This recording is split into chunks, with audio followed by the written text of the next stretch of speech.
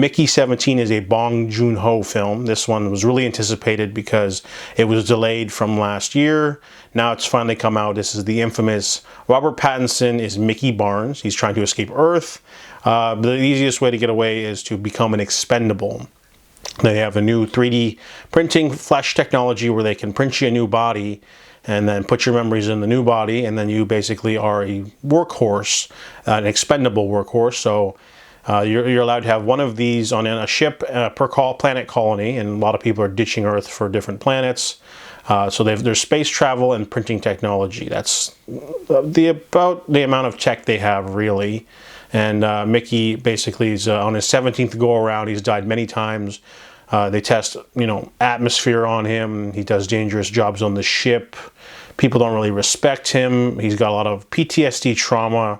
There's different versions of Mickey and different personalities because sometimes the scientists mess up the transfer. So he's had different kinds of personalities, and the current Mickey of 17 is kind of meek and passive and lets people push him around. But he does have Nasha, his girlfriend. She's like a tough kind of gung-ho police officer, agent lady on the ship who sometimes exerts her authority in the wrong way, but she is fiercely protective of Mickey, even though he is an expendable. And she's the only thing that he's got going for him in this sort of 4.5-year-long trip to a planet. However, a snafu happens about halfway during the movie when he is doesn't die and goes back to the space base or whatever.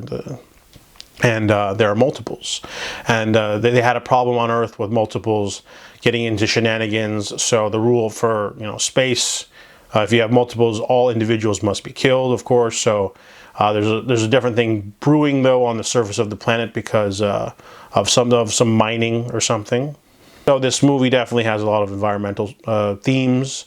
It's kind of like Nausicaa of the Valley of the Wind meets The Sixth Day, a strange mix. Classical music, good cinematography as usual for Bong Joon-ho films.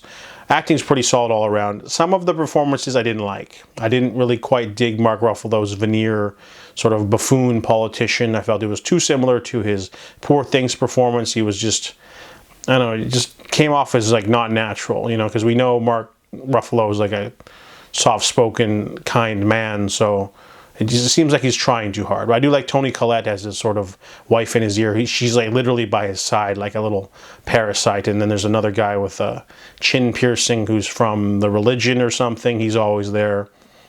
Other decent side characters too, like a drug dealer and some other people on the voyage. But the humor sometimes, doesn't work. It wasn't laugh out loud riot, but I was totally invested. This is just a simple story of identity and mortality and the degradation of apathy towards humans, I guess. People sort of treat other people weirdly and badly because, we just print you another one. You're just an expendable. You're the push you in front of the danger because it doesn't matter. And of course Mickey, he's so downtrodden and so filled with PTSD that he really doesn't care, but he actually doesn't like dying, and people constantly go up to him and ask him what it feels like, and they don't treat him very well, the scientists anyway. There's one, but overall the story is engrossing. It's a little over 2 hours, but I was totally invested. The only problem I really had was some of the performances were too cartoony, but overall, it's Bong Joon-ho. Even a semi-subpar film from him is really good. This film is not subpar, is what I'm saying, but this one was really well balanced. The music was good. The performance from Robert Pattinson, and I think the real scene stealer has got to be Naomi Ackie as his girlfriend. So overall, Mickey 17 is pretty strong. We give it a 7.5 out of 10.